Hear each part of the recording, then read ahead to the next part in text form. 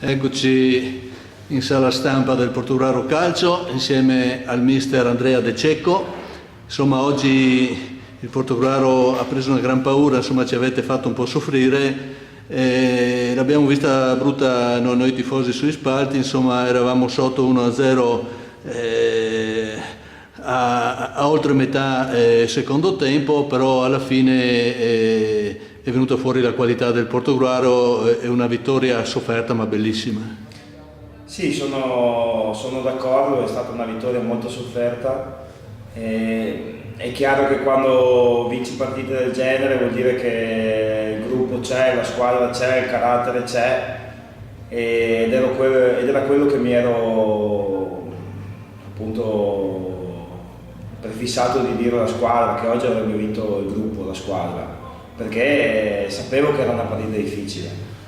Nonostante questo bisogna dire che abbiamo fatto noi la partita, perché abbiamo comunque avuto una mole di gioco importante, sviluppando molto sugli esterni, arrivando al cross diverse volte, poi magari sbagliando il cross o l'ingresso in area per quella conclusione, però il 90 si è difeso coi denti, ma ha creato un paio di occasioni. Ecco, quindi... Sì, il primo tempo l'ha condotto il Portogruaro con una grandissima occasione a tu per tu col portiere che in pratica gliel'abbiamo messa in mano, e una grandissima occasione anche nel secondo tempo, una traversa, insomma sembrava non volesse andare dentro, però il Portogruaro ha sempre condotto la partita.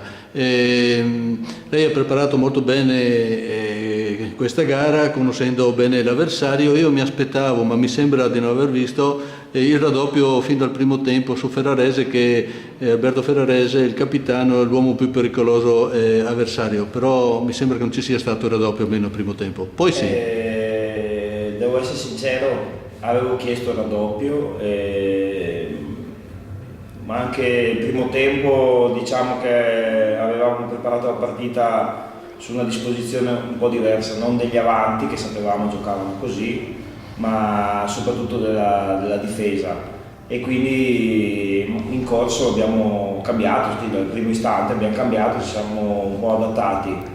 È chiaro che poi loro non hanno più giocato a tre davanti, si sono messi a due punte, e allora è diventato anche tra virgolette un po' più semplice arrivare al raddoppio su di loro.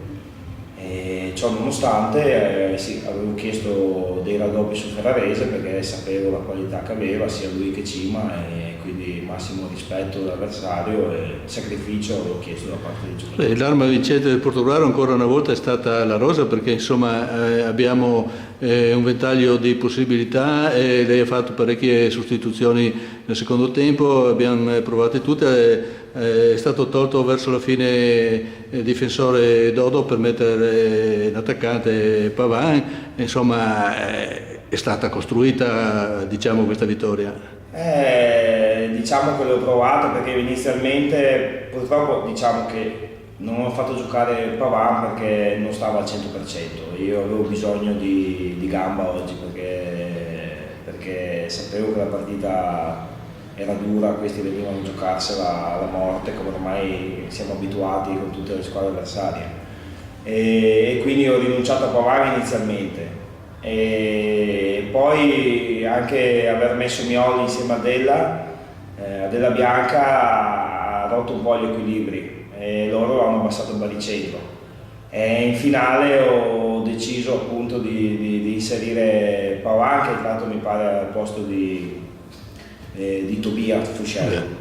Poi ho messo dentro anche Carniello. Carniello al posto di Dodo. Sì, esatto, ci siamo un po' sbilanciati, però li abbiamo messi là finché alla fine sono arrivate le occasioni. Allora, per chiudere, 3 punti che ci permettono di questo testa a testa di continuarlo, con il Montello, che comunque nel primo tempo l'aveva chiuso 0-0, perciò non è facile per nessuno. Noi abbiamo nelle prossime partite comunque 2 squadre che lottano per la salvezza, Villorba e Lovis Presiano, e questo ci complicherà forse un po' la vita, o chi è, e cioè, che qualunque squadra sia è lo stesso, insomma. Purtroppo bisogna affrontarle sempre con lo spirito dell'ultima partita, l'ultima finale, perché abbiamo visto anche oggi il 90 che tutto sommato non ha niente da dire ormai, perché i playoff non si disputeranno, è venuto qua